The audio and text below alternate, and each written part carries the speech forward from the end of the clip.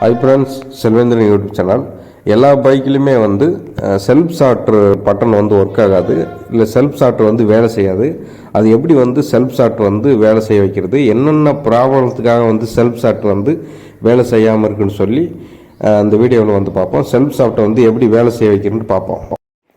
பைக்கில் வந்து self starter வந்து நல்லா ஒர்க் ஆகிக்கிருக்கும். திடீர்னு வந்து செல்ஃப் ஸ்டார்ட் பண்ணுற பட்டன் வந்து ஏதோ ஒரு ப்ராப்ளத்துக்காக ஒர்க் ஆகாது.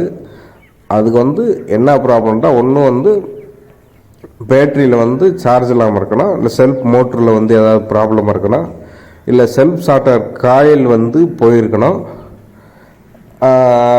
இல்லை செல்ஃப் ஸ்டார்ட் பண்ணுற பட்டன் வந்து உள்ள டேமேஜ் ஆகிருக்கணும். இந்த 4 ப்ராப்ளம் தான் வந்து இதில் வந்துட்டு ஏன் செல்ஃப் ஸ்டார்டரில் வந்து ஸ்டார்ட் ஆகுன்னு பார்ப்போம். இது வந்து செல்ஃப் ஸ்டார்டர் காயில் நம்ம வந்து பட்டன்லேருந்து ஜாயின் பண்ணுறது, மேலே செல்ஃப் ஸ்டார்டர் பட்டன் வந்து அமுகுவோம். அந்த பட்டனை வந்து உள்ளே ஜாயின் பண்ணி செல்ஃப் ஸ்டார்டர் வந்து ஆன் பண்ணுறதுக்கான காயில் இது. இந்த காயில் வந்து போயிருந்தாலும் வந்து அந்த ப்ராப்ளம் வந்து இருக்கும். செல்ஃப் ஸ்டார்டரில் வந்து மேலே நட்டு போட்டிருப்பீங்க, அந்த நட்டு வந்து ரொம்ப துருப்பிடிச்சிருந்தாலும் வந்து செல்ஃப் ஸ்டார்டர் வந்து ஆன் ஆகாது. அதெல்லாம் ஃபுல்லாக க்ளீன் பண்ணி புது நட்டு வந்து போடணும். இந்த செல்ஃப் ஸ்டார்டர் காயில் வந்து பார்த்துக்க, எல்லா பைக்கிலையும் வேறு வேறு மாதிரி இருக்கும். ஒரு பைக்கில் வந்து சதுர வடிவில் இருக்கும், ஒவ்வொரு பைக்கில் வந்து இப்படி இதே மாதிரி மாடலில் அதிகமாக பார்ப்பீங்க. இப்போ வந்து செல்ஃப் ஸ்டார்டர் இந்த சுவிட்சு இதுக்குள்ளே வந்து ஏதாவது ப்ராப்ளமாக இருக்கணும். இப்போ நம்ம செல்ஃப் ஸ்டார்டர் வந்து அமுக்கிறோம்னா, இந்த செல்ஃப் ஸ்டார்டர் சுவிட்சுக்குள்ளே வந்து ஏதாவது ப்ராப்ளமாக இருந்தாலும் அங்கே வந்து மற்ற பார்ட்ஸ் எல்லாம் கரெக்டாக இருந்தால் அந்த சுவிட்சு மட்டும் ப்ராப்ளமாக இருந்தாலும் வந்து எடுக்காது. இப்போ வந்து நம்ம வந்து செல்ஃப் ஸ்டார்டர், இப்போ பேட்ரி வந்து சார்ஜ் இல்லாமல் வந்து போயிடும். இப்போ ஒரு சிலர் வந்து செல்ஃப் ஸ்டார்ட்டை வந்து ரொம்ப அதிகமாக செல்ஃபே அமைக்க இருப்பாங்க. அப்போ வந்து பேட்ரி வந்து உட்காந்துட்டு சார்ஜ் இல்லாமல் இருக்கும். நீங்கள் ஒரு அதிகமாக வண்டியை வந்து ஓட்டாமல் போட்டிருப்பீங்க, அப்போ பேட்ரியை வந்து சார்ஜ் போட்டுருங்க. இல்லைன்னா நீங்கள் வந்து பேட்ரி சார்ஜ் வந்து இருந்துச்சுன்னா நீங்கள் வந்து பேட்ரியில் வந்து ப்ளஸ் சிம்பிளில் வந்து லைனை வந்து எடுத்து ஒரு வயரில் பேட்ரியோட ப்ளஸ் பாயிண்ட்லேருந்து ஒரு கரண்ட் லைன் எடுத்து செல்ஃப் மோட்டரில் வந்து நீங்கள் வந்து அந்த வயரை வந்து வச்சிக்கிட்டா, ப்ளஸ் லைனை வந்து வச்சிக்கிட்டா செல்ஃப் மோட்ரு ஓட ஆரம்பிக்கும். செல்ஃப் மோட்ருக்குள்ளே எதுவும் ப்ராப்ளமா என்னன்றதை நம்ம வந்து பார்க்கணும். இப்போ வந்து பேட்டரியிலேருந்து ப்ளஸ் லைனை எடுத்து வந்து ப்ளஸ் லைனை வந்து கரண்ட் வயரை வந்து வச்சு ஏதாவது ஒரு நார்மல் வயரை வச்சு எடுத்து அதை செல்ஃப் ஸ்டார்ட் இந்த அதில் வந்து செல்ஃப் ஸ்டார்ட் மோட்ரு லைனில் வந்து வச்சுக்கிட்டால் செல்ஃப் மோட்ரு வந்து லைட்டாக ஓட ஆரம்பிக்கும். அப்போ வந்து செல்ஃப் வந்து மோட்ரு நல்லா இருக்கா, ஓடாமல் ஸ்டக் ஆகிருக்கா, ஓடுதான்ற வந்து நீங்கள் வந்து இதில் வந்து பார்த்துக்கலாம். செல்ஃப் மோட்ரு ப்ராப்ளமாக என்னான்றது நம்ம வந்து பார்க்கணும். அதை வந்து செக் பண்ணி பார்த்துக்க. அப்படி மோட்ரு வந்து போயிருந்தால் மோட்ரு வந்து மாற்றிடுங்க. செல்ஃப் மோட்ரு வந்து மோட்ரு வந்து நீங்கள் போகாமல் இருந்தால் அந்த லைனை நீங்கள் பேட்டரியிலேருந்து எடுத்துக்கு வர லைனை வந்து நீங்கள் செல்ஃபில் வச்சா செல்ஃப் மோட்ரு ஓட ஆரம்பிச்சிடும். அதுக்கப்புறம் நீங்கள் வந்து செல்ஃப் வந்து அமைக்கி பார்க்கலாம், நல்லா ஓட ஆரம்பிக்கும். பேட்டரியில் வந்து ஃபுல்லாக சார்ஜ் வந்து இருக்கான்றதை வந்து மெயினாக வந்து நீங்கள் வந்து பார்த்துக்குங்க.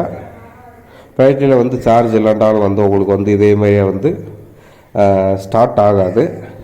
அதனால் பேட்டரியில் வந்து நல்லா ஃபுல்லாக சார்ஜாக இருக்கான்ற என்னன்றதை வந்து நீங்கள் வந்து பார்த்துக்கணும்.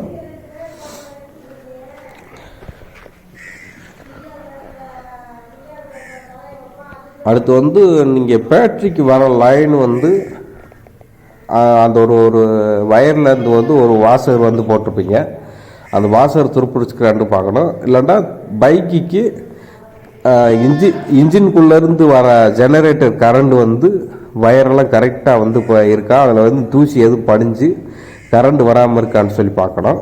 ஏன்னா வந்து பேட்டரிக்கு வந்து அதிலேருந்து கரண்ட் வந்தால் தான் பேட்டரியில் வந்து சார்ஜ் ஆகும். அதனால் பேட்ரி வந்து சார்ஜ் வந்து கரெக்டாக ஏறுதான்னு சொல்லி வோல்ட் மீட்டர் வந்து வச்சு செக் பண்ணி பாருங்கள், எத்தனை வாட்ஸ் கரண்ட் வந்து பேட்டரிக்கு வந்து இன் ஆகுதுண்டு.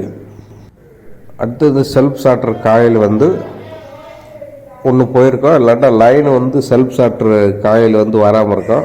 மேலே சுவிட்சிலேருந்து கூட அந்த லைன் வந்து வராமல் இருக்கும். செல்ஃப் ஸ்டார்டர் காயிலுக்குள்ளே தான் வந்து இந்த சுவிட்சோட கண்ட்ரோல் வந்து கொடுத்துருப்பாங்க. இந்த சுவிட்சு வந்து இங்கே அமுக்குனா அந்த லைன் வந்து காயிலுக்கு வந்து போகாமல் இருக்கும். அதுமா என்னாண்டு வந்து பார்த்துக்க செல்ஃப் ஸ்டார்டருக்கு வந்து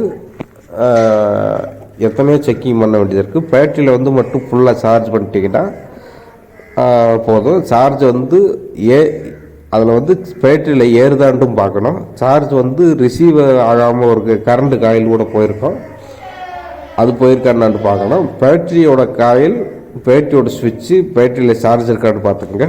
கரண்ட் ரிசீவ் ஆகுதான்னு பார்த்துக்குங்க.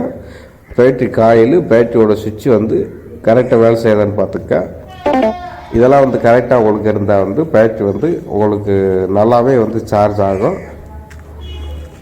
அடுத்து இந்த செல்ஃப் மோட்டர் வந்து பேட்டரியிலேருந்து இப்போ ஒரு ப்ளஸ்ஸு கரண்ட்டை வந்து எடுத்து இந்த செல்ஃப் ஸ்டார்டர் அந்த மேலே வந்து நீங்கள் வந்து வச்சுக்கிட்டா, இந்த இடத்துல வச்சுக்கிட்டா மோட்ரு வந்து ஓட ஆரம்பிக்கும். பேட்டரியிலேருந்து துரு லைன் எடுத்து இந்த செல்ஃப் ஸ்டார்டர் மேலே இருக்கிற அந்த ப்ளஸ் லைனில் வந்து வச்சிங்கன்னா செல்ஃப் மோட்ரு வந்து ஓட ஆரம்பிக்கும்.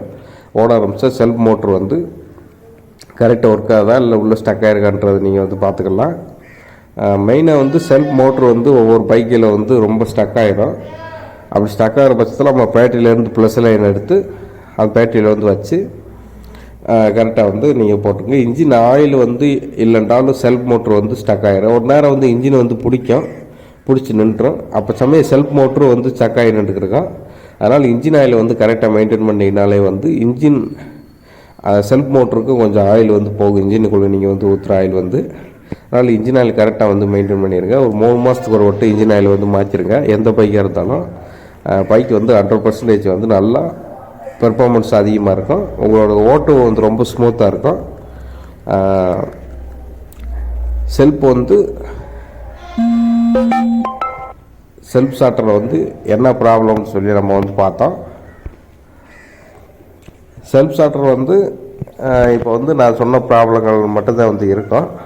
மேக்ஸிமம் வந்து அப்படி எல்லாமே கரெக்டாக இருக்கிற பட்சத்தில் மட்டும் நீங்கள் வந்து ஒரு 12 வாட்ஸ் சார்ஜர் வந்து பைக் பேட்டரி சார்ஜர் வந்து ஏதாவது ஒரு வெப்சைட்டில் ஆன்லைனில் வந்து சர்ச் பண்ணி ஒரு 12 வாட்ஸ் சார்ஜர் 5 ஆம்பியர் இந்த ரேஞ்சில் வந்துட்டு 12 வாட்ஸ் சார்ஜரில் நீங்கள் வந்து பேட்டரி சார்ஜர்னு சொல்லி நெட்டில் அடிச்சிங்கன்னா நீங்கள் ஒரு மாதத்துக்கு ஒரு வட்டம் பேட்டரி வந்து சார்ஜ் போட்டுக்கிட்டிங்கன்னா பேட்டரியோட லைஃபு வந்து நல்லா வந்து இன்க்ரீஸ் இருக்கும். அந்த பேட்டரிக்கு வந்து சார்ஜ் வந்து போடுங்க. சார்ஜரை வந்து வாங்கி வீட்டில் வச்சுக்கோங்க. அந்த வீடியோ வந்து ரொம்ப உங்களுக்கு பிடிச்சிருக்கும் நினைக்கிறேன். செலவு சொல்கிறது லைக் பண்ணுங்கள், ஷேர் பண்ணுங்கள். Thank you friends. மீண்டும் ஒரு அடுத்த வீடியோவில் சந்திப்போம்.